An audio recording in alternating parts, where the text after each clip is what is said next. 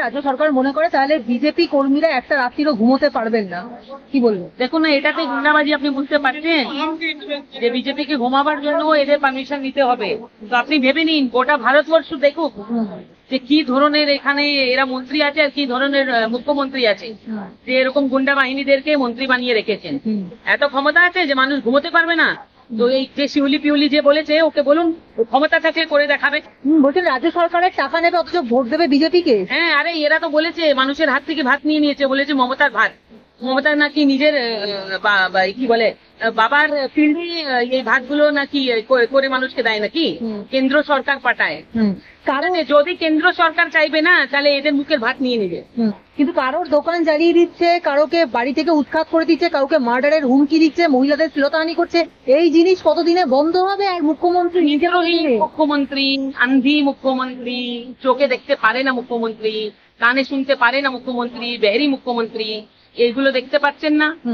ফলাফল হলো কি?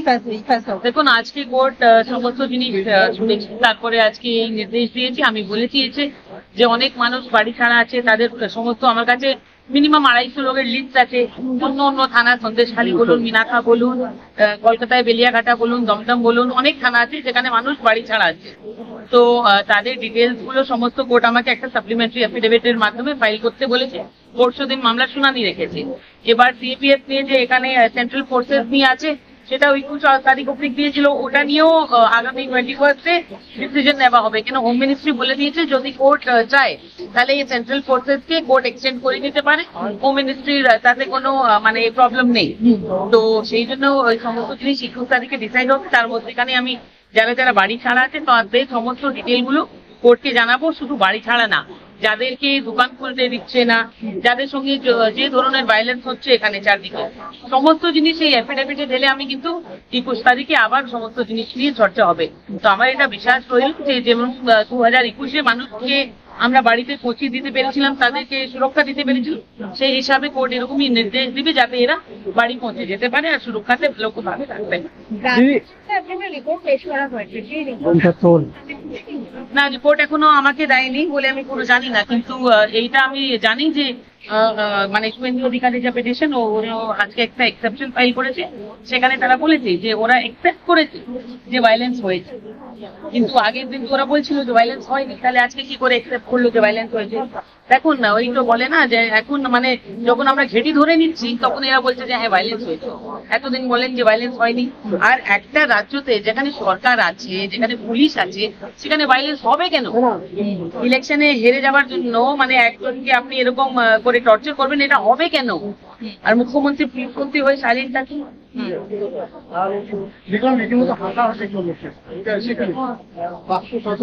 দেখুন, শেষে এটাই হয়েছে যে আমাদের সাপ্লিমেন্টারি অ্যাফিডেভিট দিতে বলেছে যারা যারা বাড়ি ছাড়া আছে। তো আমি আগের দিনই বলেছিলাম যে পশ্চিমবঙ্গতে একটাও বিজেপি কর্মী কিন্তু বাড়ি ছাড়া থাকবে, তাদেরকে সুস্থভাবে আমরা বাড়ি পৌঁছে দিব আর তারা সুস্থভাবে থাকবে এটা ইনশোর করবে। তাদের সিকিউরিটি, তাদের প্রোটেকশন আমাদের দায়িত্ব। সেটা কেন্দ্র বাহিনী নিয়ে 21 তারিখে কোর্ট ডিসিশন নেবে। এতেই মধ্যে হোম মিনিস্ট্রি জানিয়ে দিয়েছে যে তাদের কোনো অসুবিধা নেই, যদি কোর্ট চায় তাহলে এরা এক্সটেন্ড করতে। আজকে ডায়মন্ড হারবারে বিপ্লব দেবকে দেখলাম বিক্ষোভে ঢুকে পড়তে,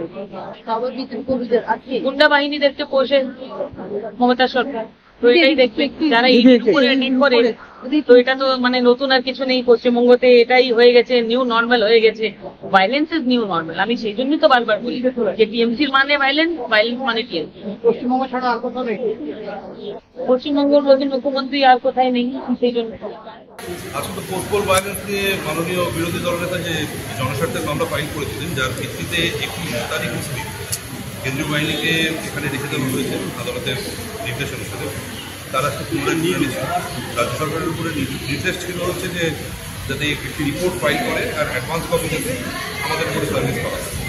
একটি রিপোর্ট রাজ্য সরকার ফাইল করেছে, আইজিপি সিআইডির তরফ থেকে ওই রিপোর্টটা অ্যাফিডেভিটটা যিনি ইন্সপেক্ট করেছিলেন, তাতে বলা হয়েছে যে 12 তারিখ অবধি রাজ্য বেসিক্যালি অ্যাফিডেভিট দিয়ে স্বীকার করে নিয়েছে।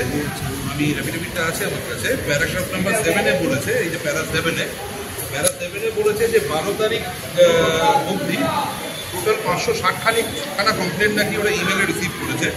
তার মধ্যে 107খানা অলরেডি ওরা এফআইআর রেজিস্টার করে নিয়েছে। আরও বলেছে যে এর মধ্যে 18খানা কমপ্লেন, এই 560টার মধ্যে 18খানা complain are not related to postpoll violence. তার মানে রাজ্য একাধারে স্বীকারই করে নিল যে পোস্টপোল ভায়োলেন্স হয়েছে এবং পোস্টপোল ভায়োলেন্সের ভিত্তিতে রাজ্য সরকারের তরফ থেকে 107খানি এফআইআর রেজিস্টার করা হয়েছে। কাজেই এই যে কথাটুকু বলা হচ্ছিল যে সোকল পোস্টপোল ভায়োলেন্স, এই কথাটা বা এই যুক্তিটা এই হলফনামার ভিত্তিতে আজকের দিনে আর দাঁড়ায় না। পোস্টপোল হয়েছে, রাজ্য সরকারের তরফ থেকেও সেটা স্বীকার করে নেওয়া হচ্ছে। আমরা আদালতের কাছে আজকে সেটাই পয়েন্ট আউট করেছি যে তার মানে তো আমাদের যে অ্যাপ্লিকেশনগুলো ছিল বা আমাদের যে কমপ্লেন নিয়ে আমরা এসেছিলাম আর কি জনস্বার্থের মামলা করতে, যে পোস্টপোল ভায়োলেন্স হচ্ছে মানুষের প্রাণ বাঁচাতে আসা হয়েছে, সেটা সম্পূর্ণভাবে মানে ভিত্তিপূর্ণ নয়। তো তাই জন্যে আমরা বলেছি হচ্ছে যাতে কেন্দ্রীয় বাহিনী আরও বেশি দিনের জন্য রিটেন করা হয়। কেন্দ্রীয় সরকারকে জিজ্ঞেস করা হয় আজকে যে কেন্দ্রীয় সরকারের কী ভিউ এই ব্যাপারে। তো কেন্দ্রীয় সরকারের কাছ থেকে এক্সপেক্টেড ছিল যে কেন্দ্রীয় সরকারের তরফ থেকে বলা হবে যে মানে তারা কি নিজেরা অ্যাসেসমেন্ট করেছে বা অ্যানালাইজ করেছে, বা কেন্দ্রীয় সরকারের তরফ থেকে আদালতকে জানানো হয়েছে যে আদালত যদি মনে করে এফিডেভিট দেখে সমস্ত কিছু দেখে যে বাহিনী এখানে আরও রিটেন করা দরকার, তাহলে কেন্দ্রীয় সরকার সেই মতো কোর্টের নির্দেশ অনুযায়ী অ্যাকশন করবে। তো আদালত তাতে বলেছে কেন্দ্রীয় সরকারকেও তথা রাজ্য সরকারকেও সমস্ত ডকুমেন্ট দেখে একটি সিদ্ধান্তে পৌঁছতে যে কোথায় কোথায় ঝামেলা হচ্ছে, আর কেন্দ্রীয় সরকারের মতামতটি আরও স্পেসিফিকভাবে জানতে চাওয়া হয়েছে। তো 21 তারিখে মামলাটি আবার রাখা হয়েছে।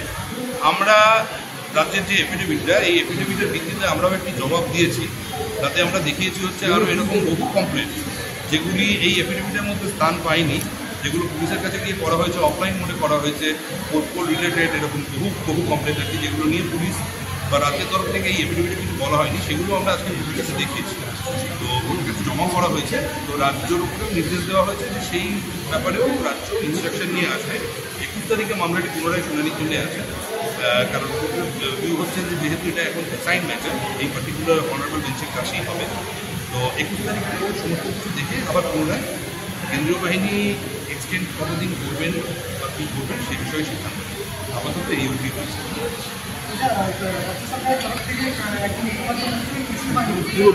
দেখুন, আমরা কাগজের ভিত্তিতে কথা বলি, কে মানে কে ইন্টারভিউতে কী বলছে তার উপরে কথা বলি না।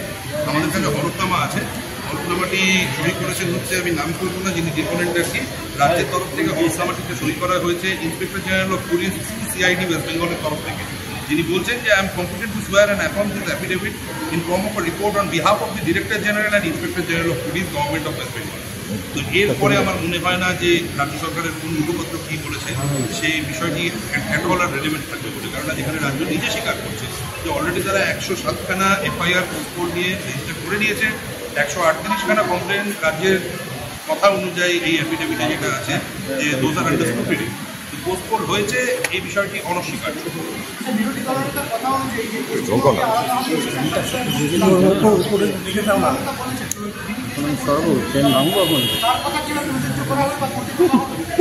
এই জনস্বার্থের মামলায় তো আমরা সেরকম কিছু প্রেয়ার করিনি, সেটি নিয়ে নিশ্চয়ই উনি যদি মনে করেন উনি কোনো মামলা করবেন বা কোনোভাবে প্রসিড করবেন সেটা তখন ভাবা যাবে। এই মামলাতে তার স্কোপ নেই। এই মামলাটি হয়েছে মানুষকে প্রাণে বাঁচানোর জন্য, যে মানুষরা গৃহহীন হয়েছে, ঘর ছাড়া হয়েছে, তারা যাতে বাড়িতে ফিরতে পারে, বাড়িতে ফেরার পরে তাদেরকে যাতে সুরক্ষা দেওয়া হয় কেন্দ্রীয় বাহিনী তথা পুলিশের দ্বারা, এবং যারা ধরুন আমাদের মহিলা যারা আছেন আর কি, যারা নিপীড়িত বা যারা নিপীড়িত হয়েছেন বা যারা তফসিলি জাতি উপজাতির যারা ভাই বোনেরা আছেন আর কি, তাদেরকে যাতে কম্পেনসেশন দেওয়া হয়। আর বিরোধী দলের তরফ থেকে বিরোধী দলনেতা এবং অন্যান্য এমএলএদেরকে, বিরোধী দলের মানে ভারতীয় জনতা পার্টির, তাদেরকে যাতে অ্যাক্সেস দেওয়া হয়, যাতে তারা গিয়ে একটা কোনগুলোতে বা যেখানে যেখানে অ্যাফেক্টেড হচ্ছে মানুষ সেই জায়গাগুলো ভিজিট করতে পারে, এই অবধি প্রেয়ার করা আছে।